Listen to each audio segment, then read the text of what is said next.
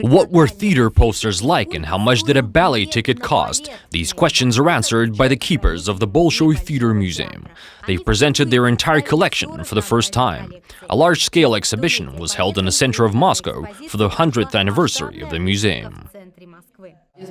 250 drawings, which are many years old. These are all the works of authors, and they are still being worked with.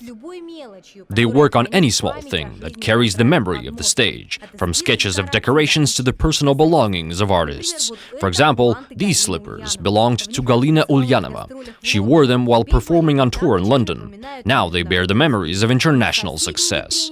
The next stand holds the ostrich feathered hand fan of Ekaterina Geltser. The prima used it while performing at the Bolshoi. The physical collection is not the only one available to visitors. The Bolshoi Theater Museum lives up to üks name and includes 2 archives.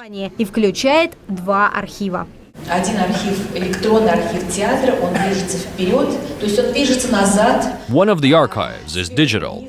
It is moving forward and backwards through decades and eras, going back to the founding of the theater. There is a lot of information there.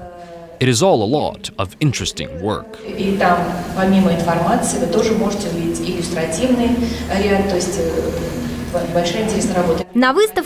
The keepers are talking about the creation and application of various exhibits, as well as their story on the way to the museum. Most of the theater props were hidden from the eyes of viewers, but now they've become available for their prying eyes.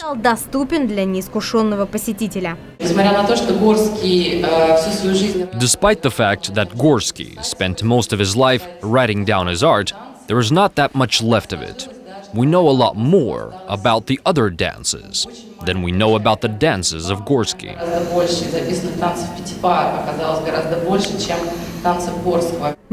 That's despite the fact that the museum's collection includes the dance script of the Clarinda ballet by the artist.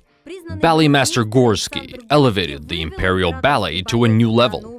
The keepers of the museum have published a book dedicated to the outstanding choreographer, who was a student of Marius Petib, although it holds only a part of the Bolshoi Theater's history. Another edition, called the Bolshoi Theater and the Museum, tells more about the exhibits. The art experts dedicated the book to the museum's 100th anniversary. It's not as old as the theater itself. Its official birthday is considered to be 1918, almost 150 years after the theater was founded, though the keepers can't really say where exactly the museum's collection began. You could say it was the costumes of the 18th century, or perhaps it was the portrait of Shalapin while performing Demon, or maybe it is the outfits of Plesetskia, Ulanova, or Brasova, Arhipova, or any of our stars. After the Bolshevik Revolution, the directors also became stars like the artists. You can tell from the design of these posters. Their collection is one of the biggest at the museum. There's more than 10,000 posters here. This one was the announcement of Wagner's opera, Lohengrin. It was performed in German. The price of a ticket ranged from 30 to 4,000 rubles. Just like today, only some of the most educated and wealthiest of viewers could afford to attend. Although art experts say that Russian opera and ballet itself are priceless. Anastasia Shkitina, Yelena Bashkova, Alexander Yermolayev, TV BRICS.